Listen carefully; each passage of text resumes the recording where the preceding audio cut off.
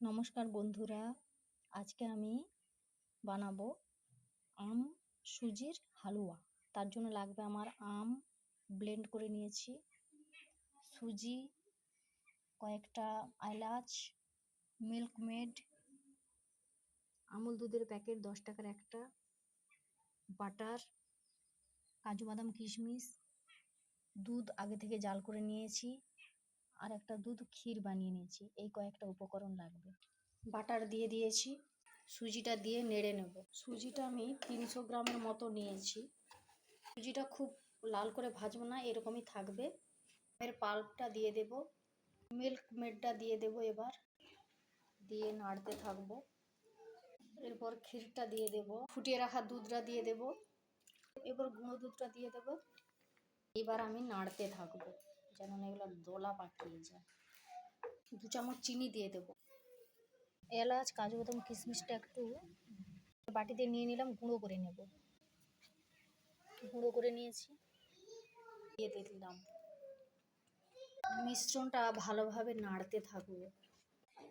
ব্যাস আমার হয়েই গেছে। এভাবে একটু আঁটো আঁটো হবে। এবার কড়াই থেকে আমি নামিয়ে নেব। হয়ে গেছে। এটা যেহেতু সুজির হালুয়া আম দিয়ে হচ্ছে, তাই আমি একটু ভ্যানিলা এসেন্স দিয়ে দিচ্ছি। গ্যাসের ফ্লেমটা বন্ধ করেই কিন্তু দিতে হবে।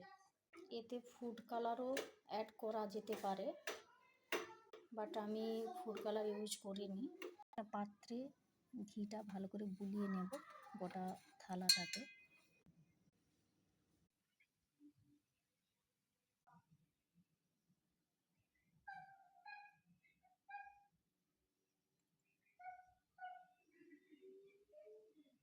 পর গ্রেটারে করে গ্রেট করে কাজু বাদাম একটু দিয়ে দিচ্ছি, দেখতে ভালো লাগবে। দেখো বন্ধুরা, দেখতে কত সুন্দর লাগছে। আমার এটা রেডি হয়ে গেছে। এরপর আমি এটা সেট হয়ে গেলে কেটে দেখাবো।